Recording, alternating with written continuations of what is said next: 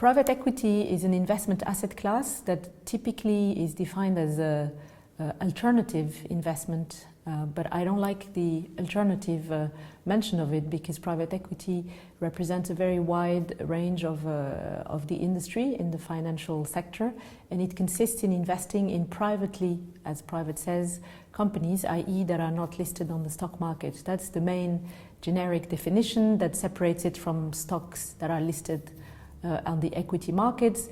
It typically involves a wide range of stages, so from very early stage investments in very small companies, or as we call them, seed or even pre-seed, all the way to distressed companies, and in the middle you have all kinds of stages that I can delve into a little bit more, but it encompasses a wide range of the economy, i.e. it concerns all kinds of companies that a private equity investor will invest in with private money, as opposed to by buying a stock listed on the stock market.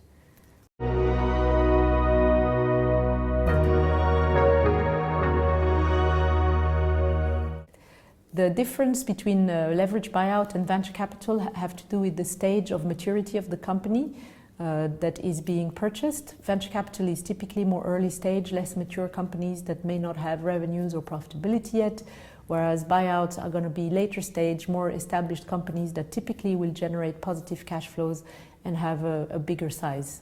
The second key difference between venture capital and leverage buyouts is the type of structure when it comes to financing the acquisition. So typically a venture company will only receive equity funding, whereas a leverage buyout will include some sort of leverage. Typically 50% of the acquisition could be financed by debt, and the reason is that the company cash flows can justify such leverage, and it enhances returns and also reduces the tax bill.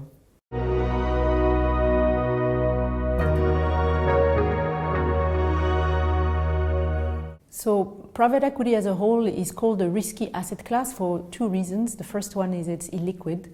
So compared to a stock that you buy on the stock market, you cannot sell it every day, and the value creation will happen over time, typically 3 to 4 years, and that's what we call risk. But I like to think of risk premium, because private equity is very focused on its investments, and as a result it justifies an illiquidity premium, which means the investor will get a higher return for the risk that he takes, and the risk being again related to this illiquidity.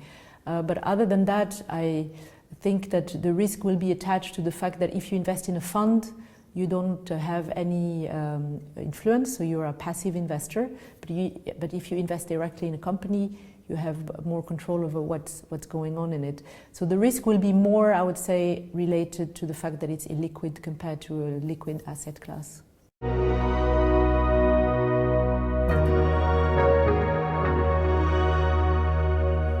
So private equity has been even more attractive since the financial crisis, for the simple fact that it has performed very well, better than the stock markets, with less volatility and more consistency in its performance.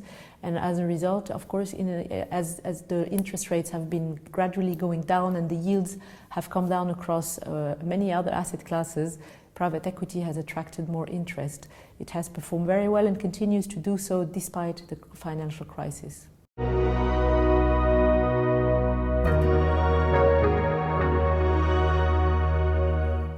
So private equity in Luxembourg has been growing steadily, just like the rest of the market. But what we've seen with the advent of more regulation is the move towards more front office functions and beefing up the teams of the private equity firms that have been present here traditionally, which helps us a lot because it creates jobs and also requires more sophisticated skills.